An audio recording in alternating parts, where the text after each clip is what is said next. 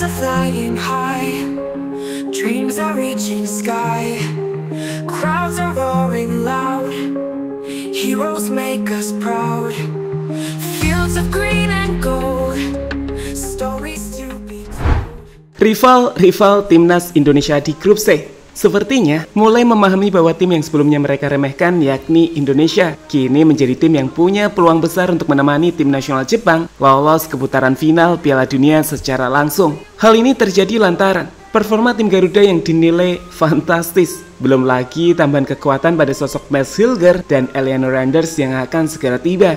Gak hanya itu, para penyerang keturunan timnas Indonesia nyatanya juga terus menunjukkan ketajaman yang memukau di awal musim, seperti Mauro Zylstra, Emiliano Jonathan, hingga Ole Romani.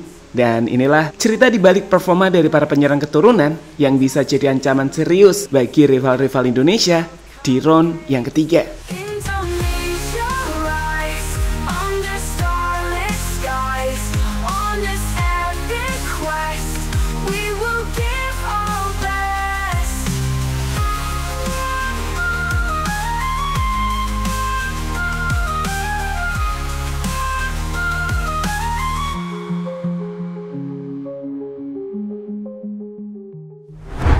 Perjuangan pasukan Garuda di babak ketiga kualifikasi Piala Dunia zona Asia telah berhasil mencuri perhatian dunia.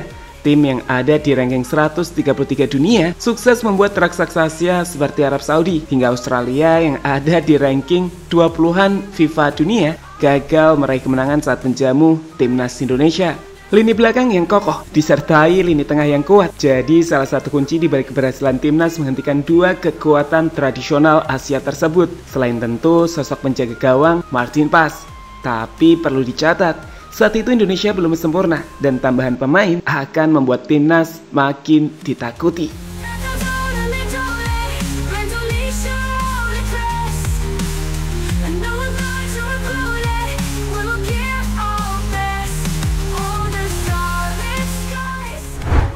Saat ini sendiri, tambahan pemain yang sudah pasti bakal ditambahkan ke skuad tim nasional Indonesia dalam waktu dekat adalah Eleanor Randers dan juga Mads Hilger.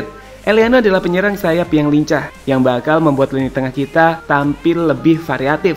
Sedangkan Mads Hilger, kami pastikan akan membuat pertahanan tim Garuda makin kokoh jika mengingat statusnya sebagai salah satu bek terbaik di Eredivisie saat ini. Tapi tunggu, PSSI dipastikan gak akan berhenti sampai di situ teman-teman. Saat di posisi lini serang, timnas juga tengah coba menambah beberapa pemain. Jadi baru-baru ini sosok penyerang muda 19 tahun Mauro Zylstra menjadi pemain pertama yang telah mengkonfirmasi akan segera terbang ke Indonesia, di mana selanjutnya ada sosok seperti Emiliano Jonathan dan juga Ole Romani yang bakal terus diburu untuk jadi dua daftar penyerang yang diharapkan bisa meningkatkan kualitas lini serang tim Garuda. Ik ben in proces, zo zeggen ze dat. Ja. Ik heb een paspoort, zijn we nu mee bezig. En nu zijn ze de documenten aan het checken, de papieren. En als dat allemaal goed is, dan vlieg ik als het goed is binnenkort naar Indonesië.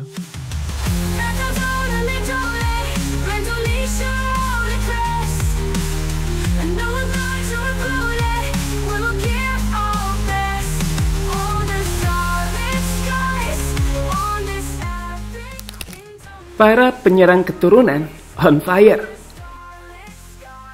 Berbicara soal 3 nama penyerang yang tengah banyak dikaitkan dengan timnas Indonesia dan PSSI, kami coba terus mengikuti penampilan dari 3 penyerang tersebut. Hasilnya fantastis teman-teman. 3 penyerang muda tersebut punya perform yang terbilang impresif di awal musim ini. Kita mulai dari Ole Romani, pemain yang musim lalu hanya mampu membuat 1 gol dan lebih banyak menepi karena mengalami cedera. Musim ini dapat dikatakan telah terlahir kembali. Bersama FC Utrecht, ia telah mendapatkan tempat utama di tim tersebut, dan itu ia jawab dengan penampilan yang mengesankan. Dari sektor sayap kanan, Ole ini punya skill individu yang ternyata impresif, punya positioning yang bagus dan tentu saja tajam di muka gawang. Dari 4 laga yang telah dimainkan Ole di Eredivisie musim ini, penyerang 24 tahun itu telah menciptakan 2 gol. Kalau lihat dari statistik, penyerang 185 cm ini jelas punya shooting yang sangat bagus.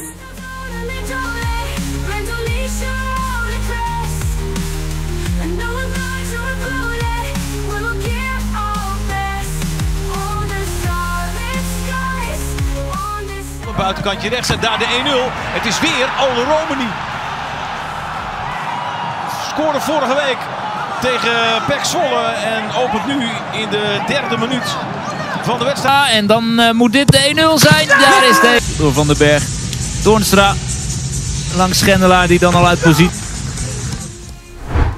Selanjutnya, ada Emiliano Jonathan, penyerang keturunan Indonesia yang baru-baru ini ke Jakarta untuk sekedar berlibur dan menemui keluarganya di Indonesia. Seolah kembali mengirimkan pesan jika Indonesia layak untuk memanggilnya dan memproses perpindahan warga kenegaraannya. Musim lalu, ia mungkin jarang dimainkan timnya di VTC karena memang masih sangat muda dan itu adalah musim debutnya bersama tim utama. Tapi di musim ini, dengan pengalaman yang terus bertambah, Emiliano Jonathan akhirnya sukses jadi penyerang andalan timnya VTC.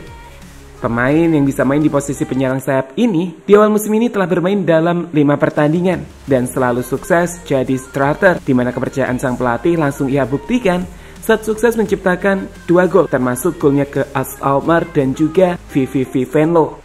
Jelas, Emiliano Jonathan udah ngirimin sinyal jika ia layak bermain di skuad tim Garuda, dan jika melihat kualitasnya, kami pikir sang pemain punya keinginan besar untuk itu juga.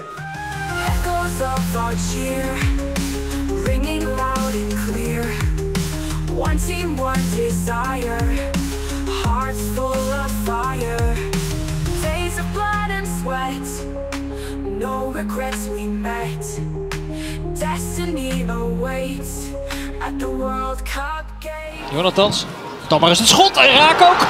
Jonathans voor Vitesse in de 53ste minuut. En dat het volledig tegen de verhouding in is, dat zal. Het is een fraaie goal van de nummer 10.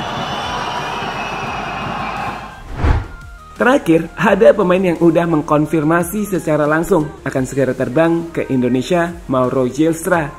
Jika dibandingkan Ole dan juga Emiliano Jonathan, Mauro Zylstra adalah pemain yang masih bermain di tim Under 21. Tapi menariknya, pemain 19 tahun ini benar-benar menonjol dengan kemampuan individu dan juga insting golnya. Musim ini, dari 5 laga yang telah dimainkan Zylstra, penyerang bertinggi 188 cm ini udah bikin 5 gol dan juga 1 assist. Sekarang, lihat 2 gol terbaru yang sukses Zylstra ciptakan. Di gol pertama, ia menunjukkan jika ia punya insting gol yang bagus, penempatan posisi yang tepat untuk menciptakan gol. Sedangkan di gol kedua, ia nampak kokoh, tenang dan sulit dihentikan sebelum menciptakan gol dengan dingin.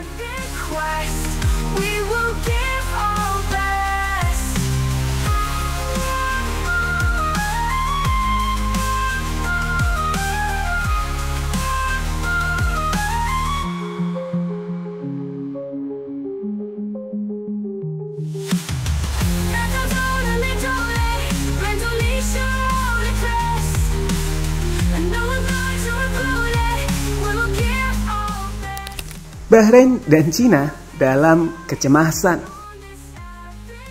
Sempat berpikir jika mereka bisa mencuri posisi keempat klasmen di grup C dengan mengalahkan timnas Indonesia sebagai tim yang dianggap paling lemah. Kini, Bahrain dan Cina sepertinya dalam masalah besar. Bahrain yang awalnya sukses mengejutkan Australia, menunjukkan jika mereka dalam tanda kutip gak bagus-bagus amat kok saat di laga kedua dibantai oleh timnas Jepang dengan skor telak 5-0 di kandang mereka sendiri. Dan ini membuat sang pelatih cukup khawatir dengan Indonesia karena mereka akan menghadapi timnas dengan Indonesia yang tampil konsisten di 2 laga sebelumnya. Sedangkan Cina lebih parah. Dari 2 laga yang telah mereka mainkan, Cina kalah 2 kali, 7-0 saat menghadapi Jepang dan kembali kalah dari Arab Saudi yang hanya bermain dengan 10 pemain di rumahnya sendiri. Kekalahan Cina ini bahkan membuat sang pelatih banyak mendapatkan kritik dari media-media di Cina hingga penggemar yang menyuarakan agar sang pelatih Branko Ivankovic dipecat.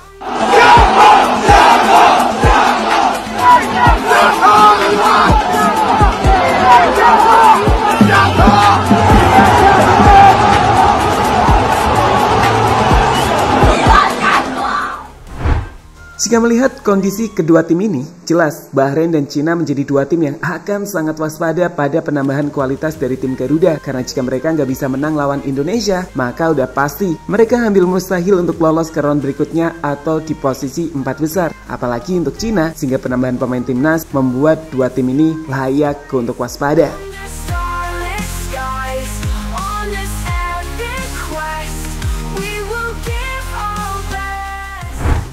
Saat ini sendiri, para pemain timnas telah kembali dan berjuang bersama timnya masing-masing. Meski begitu, tugas tim pelatih bukan berhenti sampai di situ saja. Sintayong dan jajaran terus menganalisis dan mencari tahu strategi terbaik untuk menjalani laga selanjutnya di babak kualifikasi Piala Dunia bulan Oktober. Saat timnas Indonesia nantinya bakal menghadapi timnas Bahrain di Bahrain National Stadium serta kembali terbang ke Cina untuk menghadapi tim tirai bambu tersebut.